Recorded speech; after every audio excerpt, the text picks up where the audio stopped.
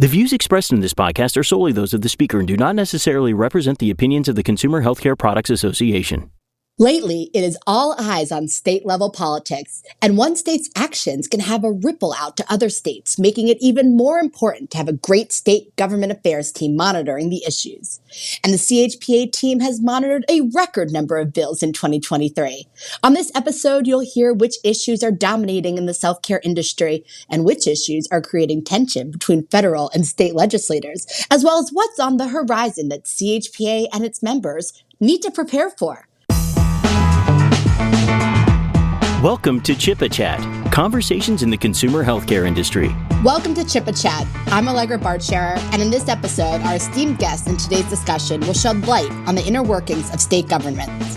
From deciphering the impact of state elections to unraveling the intricacies of state budgets, we'll explore the significance of state-level decisions on healthcare and the environment, illustrating how these actions directly influence the everyday lives of individuals in the consumer healthcare products industry. Joining me is my colleague Carlos Gutiérrez, Vice President of State Government Affairs at CHPA. With over 25 years of professional experience engaging with state legislators across all 50 states, he's been CHPA's principal advocate at the state level for the past 13 years. Carlos, it's a pleasure. Welcome to CHPA Chat. Thanks, Allegra. Good to be back on CHPA Chat. Looking forward to the conversation. I'm very biased, but I'm hoping that at the end of this conversation, people will be as passionate as I am about the 50 states. All 50 or just your favorites? All 50. Well, let's dive right in. We work in the nation's capital, Washington, D.C. All eyes are on Congress all the time. Tell me, why should our focus be on what's happening in our state capitals? I think, and I believe I'm attributing this correctly, but former Speaker Tip O'Neill once said that all politics is local, and he was exactly right. What happens in the states, what happens in your local government has far greater impact on your daily lives than really anything that's happening on the Hill with Congress. That's not to suggest that Congress is irrelevant. That's not to say that that they don't matter. But we are a republic of states. And so, state affairs provides proximity to the people. People are usually within a drive to the state capitol. There's policy experimentation and innovation. I think Justice Brandeis once said that states are the laboratories of democracy.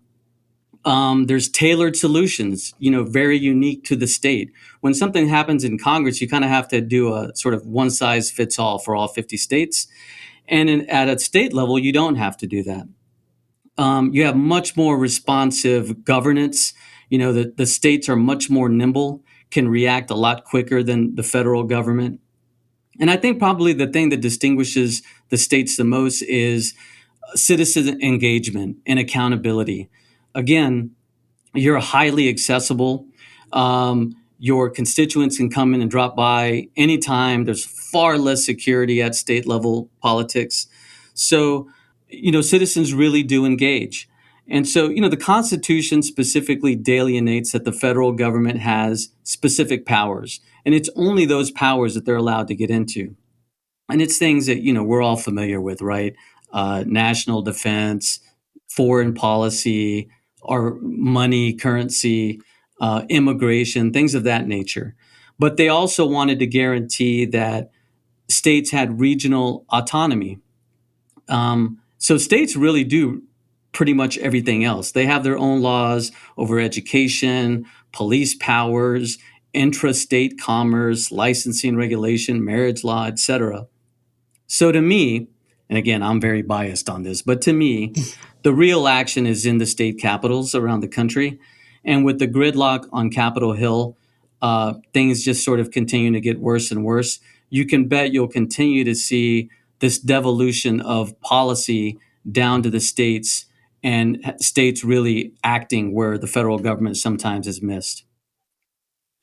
So what you're saying is, at the end of the day, in states asserting their sovereignty, they can, for the most part, take their own lead on policy issues, no matter the preference of the federal government. Can you give us some examples on this?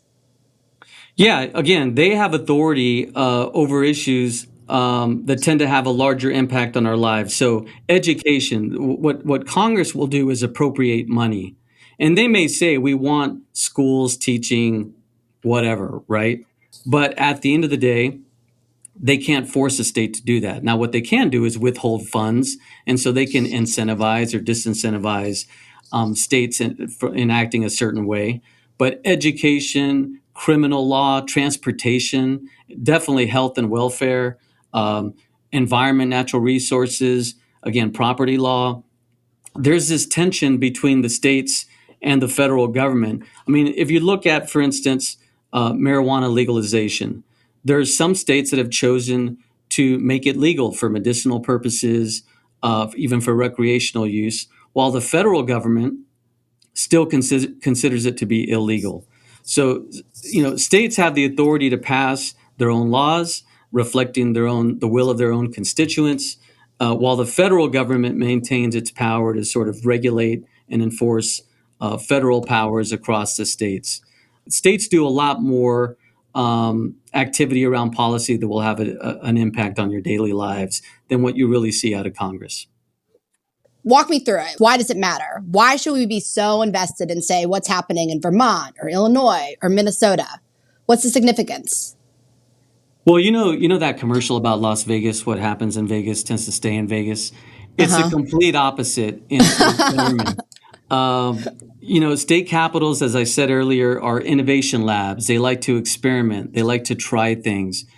Sometimes those experiments fail. Other times they become so popular that Congress follows their lead. So they act as this policy diffusion, if you will, transfer of ideas and practices from one state to another. That's very common. So what happens in one of those states, you can bet, is going to get passed on to another state. Same sex marriage, for instance, that first passed in Massachusetts and Vermont as well, and California, and then the federal government legalized it, via the Supreme Court years later. Romney Care in Massachusetts was passed in 2006. That became Obamacare in 2010 for the entire country. And even today, you see states acting on minimum wage laws, for instance, California, New York, and Washington. And due to that, there's now a sort of a broader discussion going on Capitol Hill if it's time for them to follow suit. So, states do things and then they copy each other. And I think that's why we should really pay attention. When a state does something, you can bet others are going to try to copy. And once you have 10, 15 states that have acted on something, particularly if it's, California, our largest state. And if it were on its own, it would be the fourth largest economy in the world, or Texas, or New York. There's a lot of population in those states. And once they do something, it's sort of, by default, sometimes becomes national policy. So that's if you're asking me, that's why I would pay attention, because what happens in a given state can easily spread. So obviously, there are 50 states, but let's be honest, you can't possibly be in two places at once. Unless, of course, you've got a hidden superpower we don't know about, which, quite frankly, I'm not totally convinced isn't true. But what's the legislative calendar look like? I imagine it keeps you and your team really busy. Do they meet year round, all at the same time? How's that work? It is. It is really, really busy. And again, that's something that I really like about the job. But thankfully, not all states meet at the same time. Most states will meet at least for a portion of the time every year. There are other states, my home state of Texas, for instance, they meet only once every 2 years for 5 months. So during that 5 months, it is rapid, it is fast, it really, really fast paced.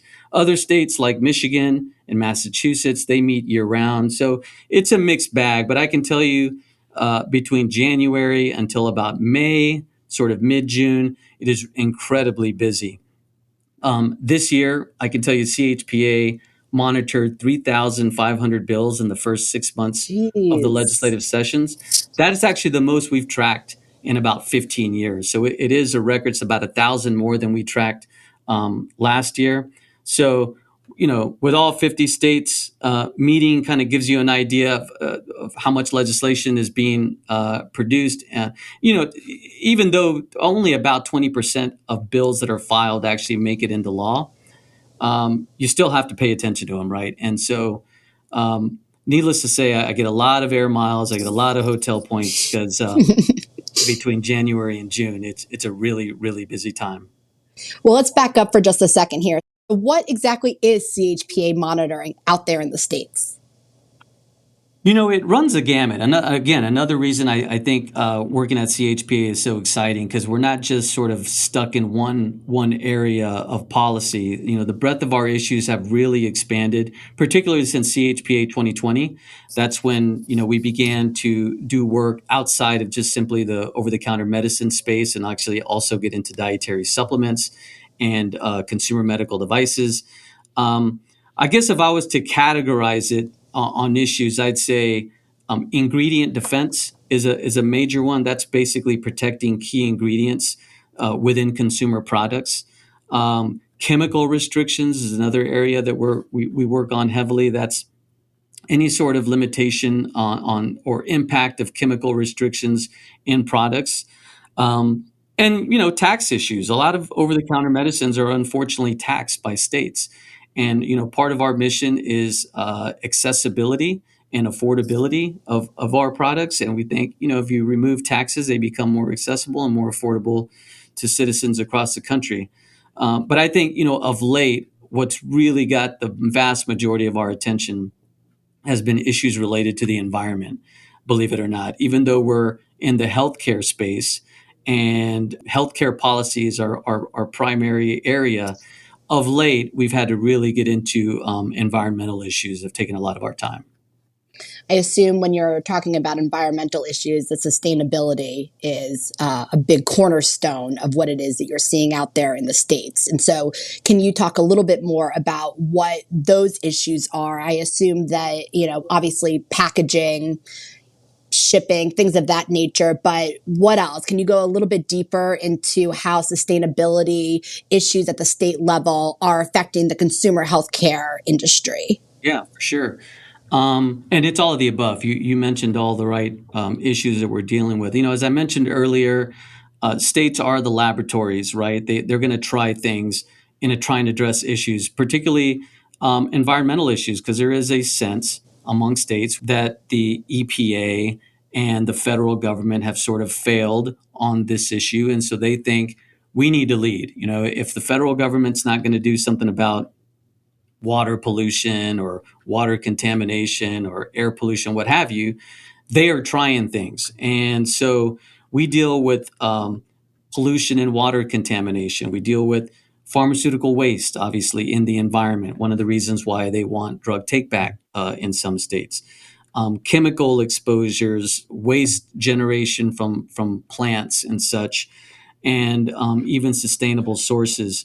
So, for a CHPA member, this would translate to, okay, drug take back mandates, like you said earlier. There's 6 states that have laws on the books that mandate pharmaceutical manufacturers pay for and maintain a drug take back program in those states. Extended producer responsibility for packaging.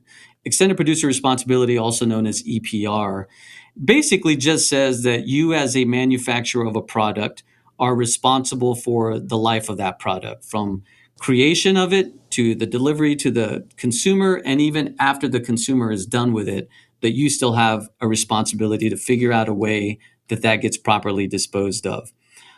There's post-consumer recycled content in packaging. So there's been state bills that want to mandate how much of your packaging should be made of recycled material. As I mentioned earlier, there's this tension between state and federal government. The federal government has told us the opposite at times. The FDA has given us guidance before that in dietary supplements, for instance, you are to use virgin plastic only, no recycled plastic. But then you have states wanting to mandate the opposite. There's PFAS, and that's just an acronym for what folks call forever chemicals that honestly are found everywhere in a lot of products, whether it's a consumer health care product, whether it's the water that you're drinking daily. There's been some recent research to suggest that those could be carcinogenic and harmful to people's health. So there's been some work on that.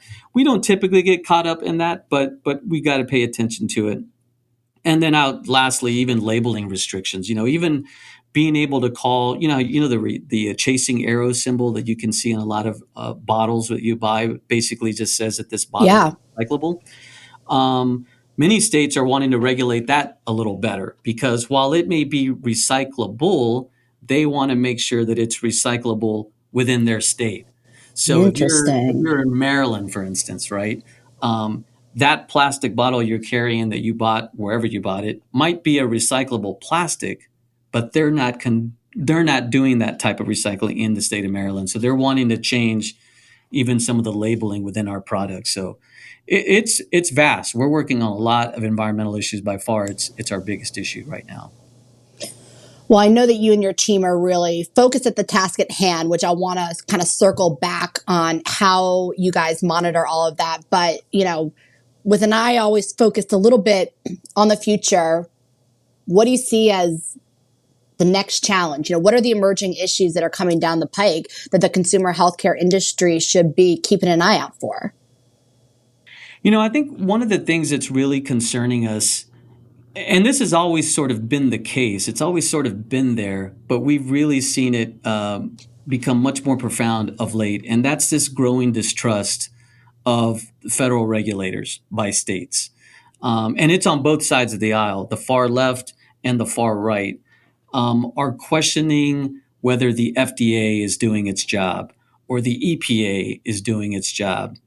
And even though they have the expertise, the scientists, et cetera, the resources to actually figure out if something is a contaminant or is safe to consume, states, which typically don't have the resources or the expertise to determine that, are nonetheless trying to get involved in that. And what we're seeing is that rather than taking their guidance from the FDA or from Congress, they're just sort of skipping over them and looking to Europe. Europe is a lot more progressive on issues. They also have a very different standard. In America, I like to say, in America, we use science. You've got to have evidence that something is bad. And if you have that evidence, then you act on it. In Europe, it's much more the precautionary principle. It's we don't know if it's bad, and therefore we're going to act on it because we just don't know. And that has a really large impact on whether or not a medication, for instance, is going to be affordable or how accessible it's going to be. And so, we had an issue come up recently about titanium dioxide. It's a colorant, and I didn't know much about this until I was exposed to the issue, but it's a colorant that manufacturers use to, whether it's in dietary supplements or in medicine, um, to repel UV rays, and it helps protect the integrity of the product that people are going to consume. Really, really important. It's basically what whitens a medication or what have you. Well, Europe decided to ban that substance, and FDA looked at the data that Europe used and decided, no, we still think it's safe to use. Well, states didn't care, and we saw a couple of states this year look to try and ban that ingredient. So I think if I was to say, like what's emerging, that's what really has us worried is this distrust of the expertise of the federal government and states just sort of making their own choices on really, really important matters. That's a lot to monitor. And I know how quickly it moves at the state level. So, again, how do you guys keep track of everything? How do you keep a finger on the pulse? Well, yeah, thankfully we have a lot of tools. Obviously every state has a legislative website. We monitor those. We have our own legislative tracking service that also helps us. And then I'm on several, email subscriptions, news alerts, you name it. But bottom line, we also have a really great team. It's not just me. We have Robbie McLucky on staff who handles most states east of the Mississippi River. We have Kennedy Solomon, who handles most of the states west of the Mississippi River, so we can sort of divide and conquer. But I think one of the things that differentiates CHPA, and I'm honestly just very thankful for, is that a lot of trade associations in Washington, D.C. tend to be very federally centric. All their resources are on what's going on the Hill. And CHPA, one of the things that attracted me to them was that they put just as much emphasis on what's going on in the states. Our members are heavily engaged on what's going on in the states, and so um, I love that, and I want to. I think that we're one of the few trade associations around town that really put a lot of emphasis on state government affairs, and so really proud to be part of this team. Or, like I said earlier, needless to say, we are on planes early and often, and when there's a hearing, we try to be there in person to testify, and put our best foot forward in representing our membership. So that segues nicely into my next question was, I mean, obviously it's important for citizens to be engaged and to know what's happening in their states, but also for companies like our manufacturer members that belong to CHPA. What's your advice to them? How can they get engaged? And, can they pick up the phone and call you when there's an issue that they're seeing that directly affects them that perhaps maybe we're not currently so focused on? Yeah, there's an old saying in politics that says you're either at the table or you're on the menu, and it's totally true. If you're not engaged on an issue, they're going to attack the industry or the person or the interest that isn't there to defend themselves. And so, first and foremost, if you're a member of CHPA, I think that's a great start.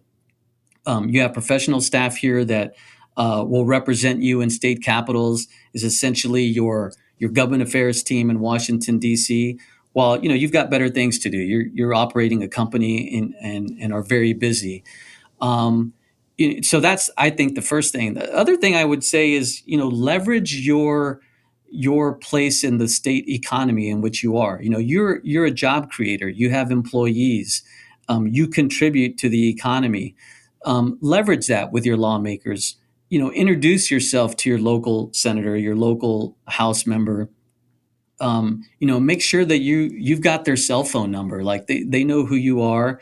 You're a player in the local economy, and then at the appropriate time, use that as leverage. If you got a facility in a district, and there's a bill that's going to impact you one way or the other, you need to make your voice heard, and either through us, and we're happy to work with you in that way, or even if you just want to do it on your own. I can tell you that our phones are always open. Our doors are always open for anyone that's a CHPA member. If you have an issue, no matter how big, no matter how small, no matter where it is, let us know. And usually, I think we can figure out a way to tackle that issue and hopefully come to a decent resolution for you. But I think the key is be engaged, whether it's through CHPA, even another trade association, or on your own. Don't just sit back, and be a passive citizen. You really got to be engaged with your local government. Can you just, piggybacking off of that, can you touch a little bit on how being engaged with CHPA, being engaged with your local governments, the value in also being engaged with other CHPA members where you're able to kind of share in some of those challenges that both companies might face, or those shared opportunities to be able to push something through. What's that collaboration like between CHPA members? Yeah, strength really is much better in numbers, right? So you may have an issue in a random state, right? Let's just say it's Arizona. And when you're part of CHPA and you're engaged in like say, our state and local government affairs committee, or you hear of an issue on our newsletter, we put out a newsletter every week on everything that we're tracking around the country. Um, it spurs interest by other members. And you may have a very similar issue to two or three or four other manufacturers. And once we have that, we can really use that in going to a lawmaker and explaining how this policy, this idea, this bill that they're considering really does have an impact on employers and employees, and even more so on perhaps affordability of healthcare in the state. And I always tell people, lawmakers, they're usually experts in one area, right? We elect our neighbors, right? So if you elect a teacher, that teacher probably is going to have a really, strong sense of education policy, but they're not going to know about healthcare policy. They're not going to know about environmental policy. They're generalists. And it's up to us, either as lobbyists or as a citizenry, to educate them about an issue. And I think that's a great thing about trade associations is that you have like voices come together on important issues. You're able to relay, important information or how some sort of policy change will impact you. And it has a difference. I can tell you when we've had members call us and tell us, they tried individually to go and get a policy change or reach out to a local mayor or whomever, and they kind of get the runaround. And then when we try to reach out with our, with a formal letter with our logo at the top, and they have to pay attention because they know that it's not just one individual trying to get a hold of them, but it's an entire industry. So I think there's a lot of benefit to being part of a trade association. I obviously think very highly of CHPA, and again, encourage any manufacturer to not only join, but to be active and utilize us, put us to work. I love it. You heard it here. Get engaged, stay involved, make a difference. Carlos, thank you for your time today. It's been a great conversation. I think what's clear is from education and healthcare to infrastructure and economic growth, state governments, you guys play a pivotal role in shaping the future we desire. The laws enacted, the budgets allocated, and the leaders we elect directly impact the communities we call home. Thanks for joining us for this edition of CHPA Chat. Till next time. Thank you for joining us here at CHPA Chat. For more information and to hear our entire catalog of shows, please visit chpa.org.